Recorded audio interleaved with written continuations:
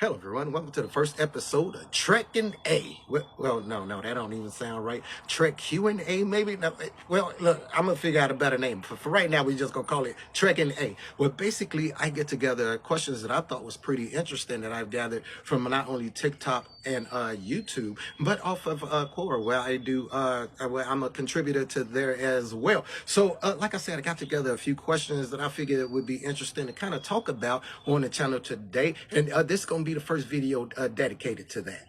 So first, let me start by putting on my glasses, because you know I can't hear without my glasses, and I don't think that'll be proper for the people who's watching.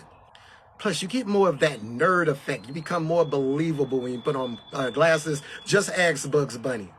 So the first question pertains to season 3 of Star Trek Picard, where Data was preparing to take the Enterprise D awesomely into the Borg cube, right? And Counselor Deanna Choi made the statement of, hey, where am I sensing those emotions from? Basically, I'm paraphrasing, and you get a big smile from Data, which I thought was awesome. And basically, the question is, if Data is an android, how can Counselor Troy, as an empath, sense emotions from him? Now, so basically, I'm going to go back to, what was it, the episode Data Lore in Star Trek The Next Generation, where we first find out Data's origins. Not only that, but that Data has a twin named Lore. Now, if anybody remembers in that episode, Lore emotions can be sensed by Counselor Troy.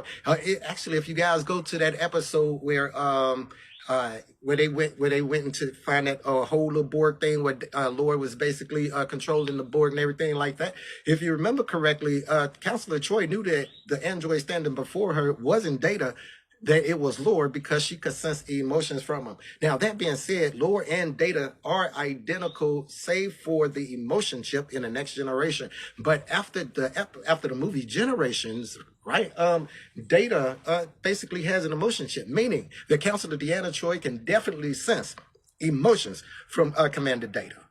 Now, the second question is from our favorite, all of our favorite series, right? And that is from Star Trek Discovery, I believe, season 3 or 4. I don't really care about that. But anyway, basically it revolves around the species 10C that was making that high speed anomaly that was going around, basically messing up everybody's planets. Now, the thing is, the question is basically, what if species 10C joined the Federation? How would that benefit the Federation?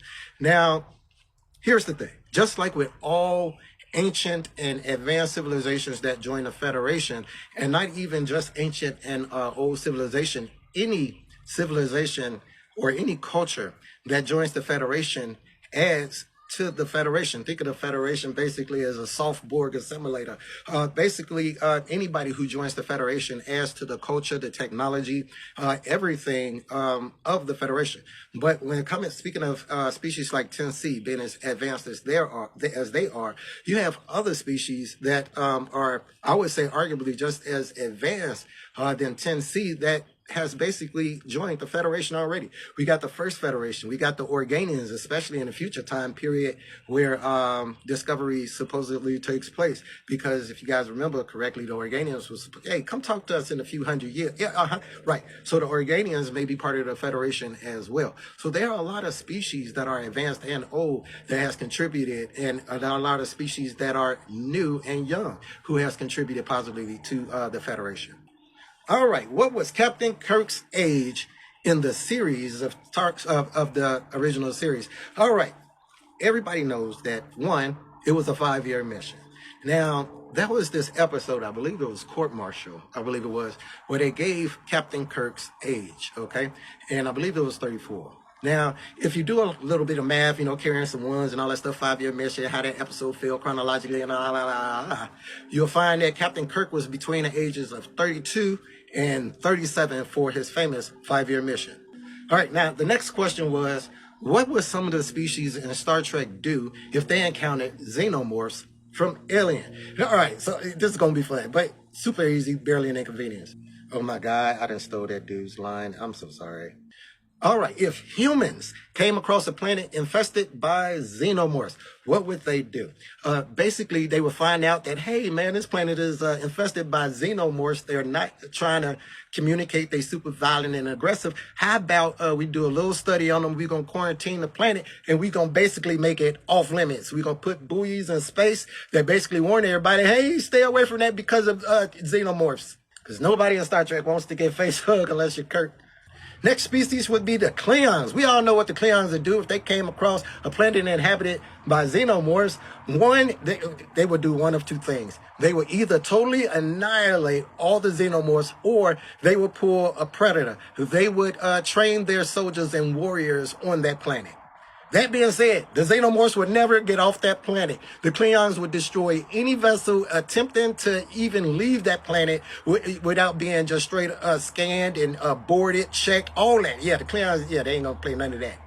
Vulcans. Vulcans would be the most humane of finding the planet of the xenomorphs. The Vulcans would basically quarantine and do study on the xenomorphs. How'd they come about? What's their history? What logical purpose would they have in a society? What would happen if they were released on? Yeah, that would be the Vulcan thing. Romulans. The Tal Shiar, not even the Tal Shiar, but I definitely believe the Tal Shiar would do this. But just basic Romulan military would use the xenomorphs as a bioweapon, just straight up bioweapons. The Cardassians would study the xenomorphs, and right before they destroyed them, the Obsidian Order would go and gather some subjects, probably even capture the queen, and put that queen on an isolated world where they would continue to study it, using a lot of the data for things like that blood and everything, how to use that in assassinations and all that kind of stuff, attacks. But yeah, definitely a bioweapon for the Romulans as well. Sorry, not the Romulans, man. The Cardassians. Y'all know who I'm talking about. The Ferengi. The Ferengi would sell the xenomorphs as a bioweapon. Definitely would sell them. They would sell everything they got to do with the xenomorphs. They would also quarantine a planet. But because it's the Ferengi, something crazy happened where the xenomorphs would get off the planet onto one of the ships. You'll have a xenomorph Ferengi running around trying to sell eggs. That's just how it be. And I think I'll do the last question here. What is it? How would first contact had changed if it were Klingons instead of Vulcans that made first contact with Zephyr Cochrane on Earth?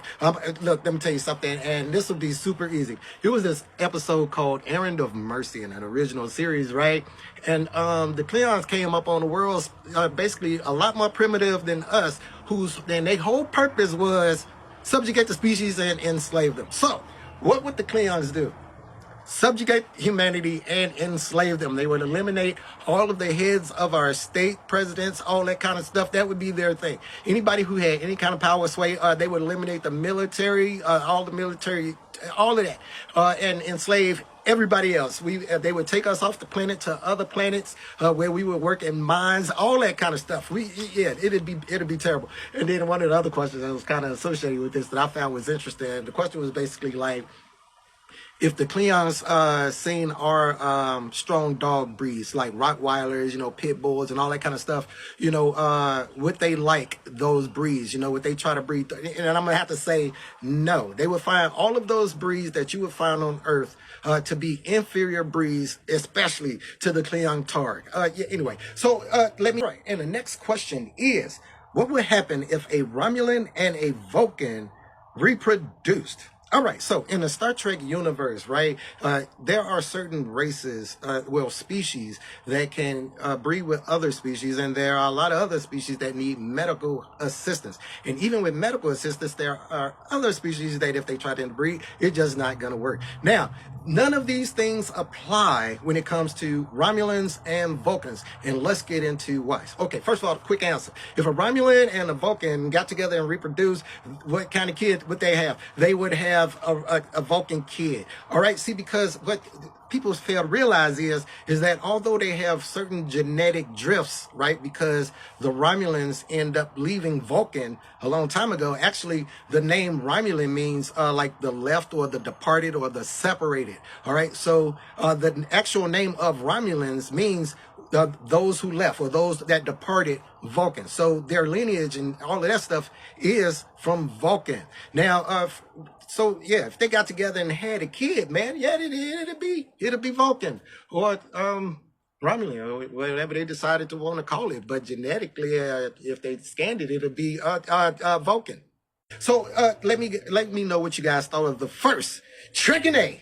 Well, we're gonna work on that. We're definitely gonna work on that. Anyway, leave comments in there. If you guys wanted to ask some other questions, please put them in the comments. I will gather them together, and at the end of whenever I get some time, right around that time when that I will go ahead and answer these questions, and hopefully everybody get to learn something and have some fun. Anyway, thanks for watching. Please subscribe to the channel if you haven't, and as always, peace, recycle, and say the whales. You guys be cool.